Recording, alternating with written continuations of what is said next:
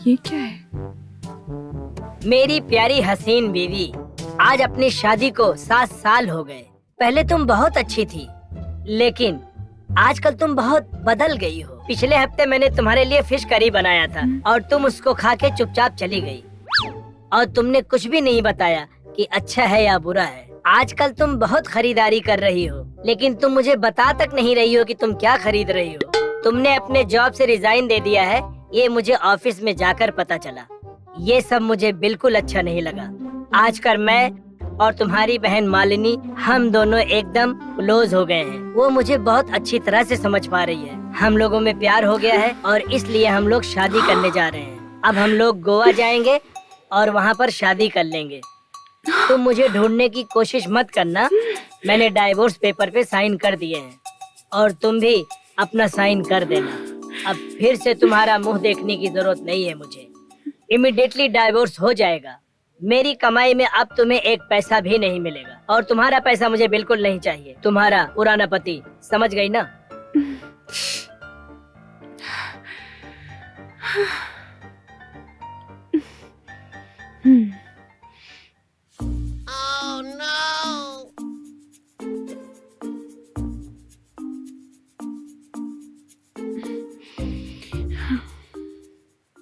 हम तुम एक कमरे में बंद हो जाएं, आज तो फर्स्ट नाइट है। आहा, आज तो मेरी सुहाग रात है।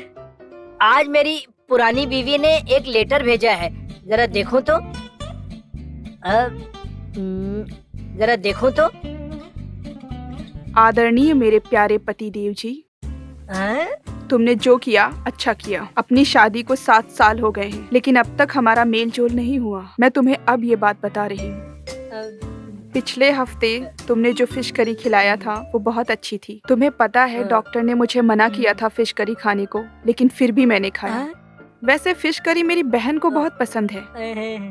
तभी मुझे शक हुआ कि तुमने अचानक इतने प्यार से मुझे क्यों खिलाया। और रही शॉपिंग की बात, तो वो मैं हम दोनों के लिए कर रही थी। मेरी गैर हाजिरी में तुमने बैग खोलकर देखा होता तो शायद तुम्हें पता चल जाता कि मैंने क्या शॉपिंग की है। आने वाली अपनी मैरिज एनिवर्सरी के लिए मैंने स्विट्जरलैंड के लिए 2 टिकट्स बुक की। मैं तुम्हें सरप्राइज देना चाहती थी, इसलिए मैंने तुम्हें नहीं बताया। और जॉब छोड़ने वाली बात जो है, वो मैं स्विट्जरलैंड में पहुंचकर तुम्हें बताने वाली थी। और मेरी 10 करोड़ की लॉटरी लगी थी, तो मैं 20,000 की नौकरी क्यों करती? अब तुम ही बताओ, इसके बाद मुझे जॉब करनी चाहिए थी? अरे बाप रे, 10 करोड़! अरे बाप रे, मैं तो 7 जन्म में भी 10 करोड़ नहीं कमा पाऊंगा। और आखिर में एक राज की बात, मेरी बहन का नाम मालिनी नहीं मोहन था। वो पहले लड़का था।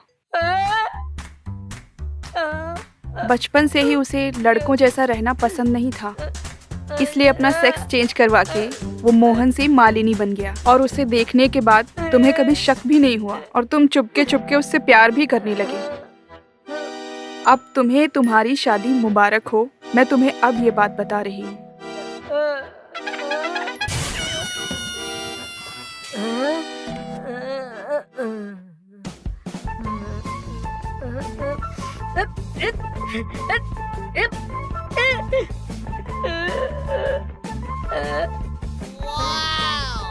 डार्लिंग, मैं तुम्हारा बिस्तर पे वेट कर रही हूँ, जल्दी आना।